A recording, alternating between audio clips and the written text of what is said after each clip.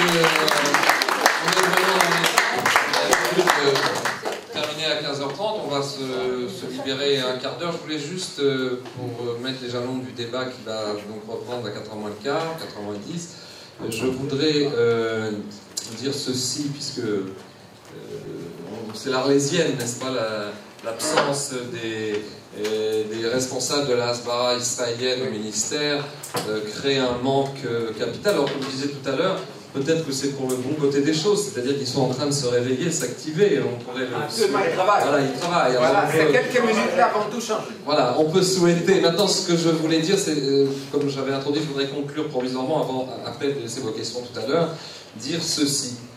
Aussi bien en France, mais aussi en Israël, vous avez eu raison de le souligner, Tzvi, l'un des symptômes de la maladie, si vous voulez, qui touche et qui, par ricochet, nous fait tant de mal, c'est que plus personne, y compris à Jérusalem, ne veut appeler un chat un chat. C'est qu'il y a un problème de définition, un problème de vocabulaire, et il y a une espèce de pudeur, pas simplement évidemment européenne, on a très bien compris pourquoi. On parle des jeunes des banlieues, on parle d'euphémismes, si vous voulez, qui ne désignent pas la réalité, mais je crois qu'ici aussi, et je voudrais prendre un exemple, en tout cas médiatique, qui moi m'effraie, parce que c'est même retombé dans notre vocabulaire. Depuis que l'État islamique fait ses vidéos barbares pour faire peur, pour exporter la terreur, vous savez, dans tous les médias, et même tout à l'heure, même vous et moi, par erreur, on parle de décapitation. Ils ne décapitent pas, ils égorgent.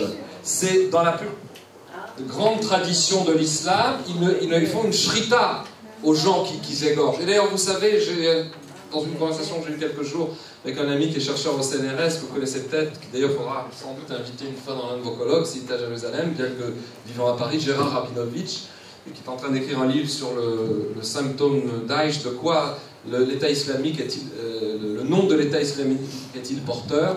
Il m'expliquait, et peut-être vous le savez, que la raison pour laquelle sur les vidéos, ces personnes qu'on va égorger et non pas couper la tête, parce qu'après ils leur coupent la tête pour les brandir, ça oui, c'est la phase barbare et de terreur. Mais ils les égorgent comme des moutons. Eh bien, la raison pour laquelle ces personnes égorgées ne réagissent pas, c'est pas parce qu'elles sont dopées, endormies. C'est exactement, il y a un parallèle qui a été fait, parce que Gérard Rabinovitch est un chercheur du nazisme et de la Shoah. Il dit qu'il y a des parallélismes évidemment très forts au niveau de la morbidité et de la barbarie, parce que la raison pour laquelle les personnes filmées ne réagissent pas alors qu'on met en scène leur exécution, c'est que tout comme les nazis et qui eux faisaient des meurtres de masse, évidemment il y a une énorme différence dans une autre époque, un autre temps, faisaient en sorte que quand les gens arrivaient des convois, ils étaient entre guillemets rassurés par des indications dans les camps où il y avait la direction de la poste, il y avait la direction de la mairie, etc. Ils croyaient qu'ils arrivaient dans une ville et qu'on les mettait en condition pour aller prendre cette fameuse douche, etc. De la même manière, dit-il, Daesh, avec les gens qu'il a promis d'exécuter, eh bien, ils les ont fait répéter des dizaines de fois en simulant une exécution. Alors au début, les gens étaient affolés, et puis petit à petit, ils ont bien vu que c'était un simulacre pour la propagande de Daesh. Et un beau matin, on fait la même scène pour la 12e fois, et ce jour-là, on les égorge à froid. Vous vous rendez compte, ça c'est un petit exemple, il y a toutes sortes de parallélismes.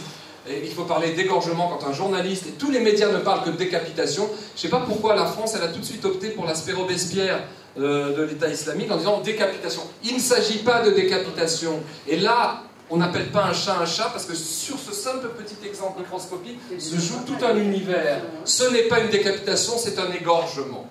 Tout à l'heure les questions. Deuxièmement, ce que je voulais dire aussi à propos de l'Europe et si vous voulez non pas de la naïveté, mais c'est que on n'a pas le temps et il faudra le faire peut-être une autre fois avec un autre débat puisque nos amis du ministère ne sont pas là. Mais c'est que jusqu'à maintenant, en tout cas, moi qui ai suivi la Hasbara israélienne, en tout cas en France, parce que j'ai essayé depuis 30 ans que je suis en Israël de me combattre à hauteur de mes petits moyens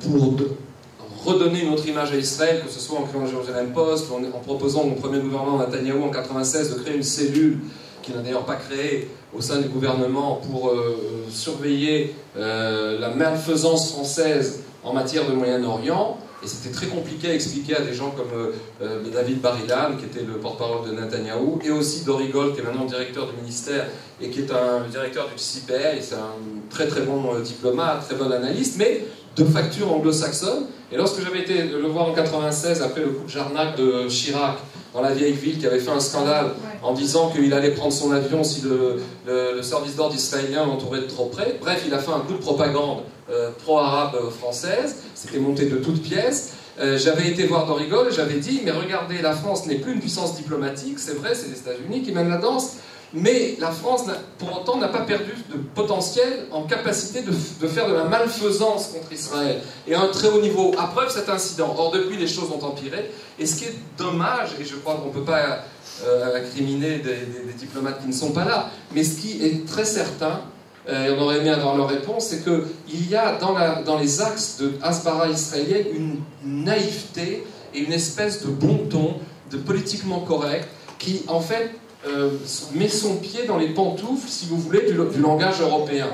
Par exemple, une lecture que je recommanderais, mais il faudrait que le livre soit en anglais, parce que les dirigeants israéliens ne lisent pas trop le français, mais enfin, en tout cas, nos deux amis diplomates, eux, peuvent le lire. Il y a un livre essentiel pour comprendre, et je crois que Bat Dior le connaît, et peut-être Tzvi aussi, un livre qui est paru il y a 7 ans, assez longtemps, et que je recommande absolument à tous les auditoires que je rencontre, pour comprendre la malfaisance européenne. C'est un livre écrit par le psychosociologue Jean-Claude Milner, qui s'intitule « Les penchants criminels de l'Europe démocratique ».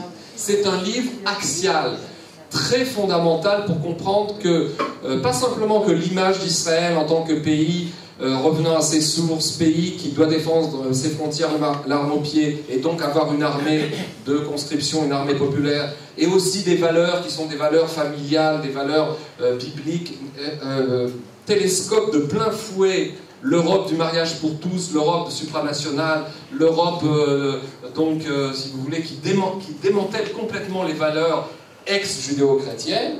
Donc il y a un problème culturel, c'est pas simplement un problème politique, il y a une antinomie de valeurs entre les valeurs qu'incarne Israël, toute tendance et tout secteur confondu, et les valeurs de l'Europe, en tout cas les valeurs de l'Union européenne, à défaut de l'Europe. Eh bien, il y a donc en fait une incompatibilité structurelle, historique et de civilisation, j'allais dire.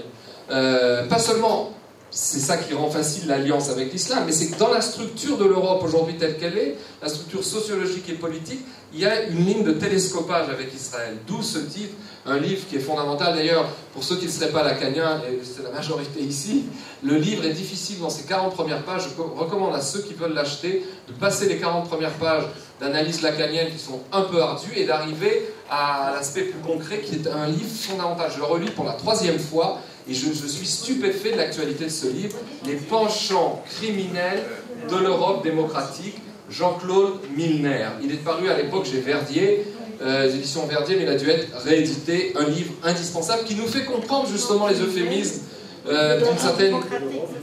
Les penchants criminels de l'Europe démocratique. Jean-Claude Milner. Et en fait, ce sont ces euphémismes et ces non-dits qui, quelque part, ont accouché, parce qu'ils datent d'il y a très longtemps, c'est une structure. Milner parle de l'Europe telle qu'elle était au lendemain de la Shoah, pour commencer. Donc, Milner, M-I-L-N-E-R, Jean-Claude. L'Europe a accouché de ce monstre qui est Eurabia parce qu'il y avait une structure de prédisposition qui était là. Et pour terminer, avant de nous offrir notre pause, je dirais que, si vous voulez, la part de responsabilité israélienne, c'est, encore un mot, je m'excuse d'être bloqué sur les mots, parce que je crois que la sémantique, y compris dans la manière de réfléchir, est essentielle. De la même manière qu'on n'appelle pas un chat. En Israël aussi, vous entendez, il y a quelques jours, j'étais par hasard invité à une fête de mariage dans l'hôtel Ramat Rachel, pas loin d'ici, à Jérusalem. Il y avait un groupe de Massa, un groupe de jeunes Américains qui venaient, organisé par l'agent juif, pour faire un stage sioniste de quelques mois. Et j'ai vu l'organigramme des conférences, écrit en anglais sur le mur, parce que par curiosité, j'ai regardé. Et je vois, au niveau de l'histoire, etc., présentation du narratif. Israeli narrative and Palestinian narrative. Je voudrais m'attarder en 2 minutes sur cette notion de narrative, qu'on entend d'ailleurs, y compris à droite et à gauche, parce que c'est passé dans le vocabulaire. Aujourd'hui, cette présentation de l'histoire selon les narratifs, je vous mets en garde contre cette notion, parce que vouloir décrypter l'histoire à coup de narratif, c'est faire intervenir l'histoire sur le plan de la subjectivité et s'éloigner de l'objectivité des faits. Il y a effectivement des narratifs, le vécu et la conception par laquelle telle ou telle partie à un conflit raconte son vécu et raconte sa version de l'histoire. Mais à part le subjectif du narratif, il y a des faits objectifs. Et n'insister, comme le fait d'ailleurs un certain vocabulaire moderne aujourd'hui, médiatique et académique, sur le narratif ou les narratifs, c'est subjectiviser l'histoire et dénier les faits. Et malheureusement, cette notion, il faut rappeler, en tout cas en Israël, elle était introduite à partir des États-Unis et de l'Europe par les nouveaux historiens israéliens, Maurice et autres, qui ont importé cette notion de narratif. Et on ne peut pas être contre le narratif, mais le fait de brandir sans arrêt ce mot et cette notion, c'est une manière de dire, de toute manière, il n'y a pas de vérité du tout, il y a simplement des forces qui ont leur propre explication, il n'y a pas du blanc, du noir, il n'y a que du gris, nous on pense comme ça, vous pensez comme ça, et il n'y a pas de vérité, il n'y a pas de réalité, on ne peut plus avoir aujourd'hui de discussion possible parce que la mode du narratif nie les faits historiques les plus élémentaires. À tout à l'heure.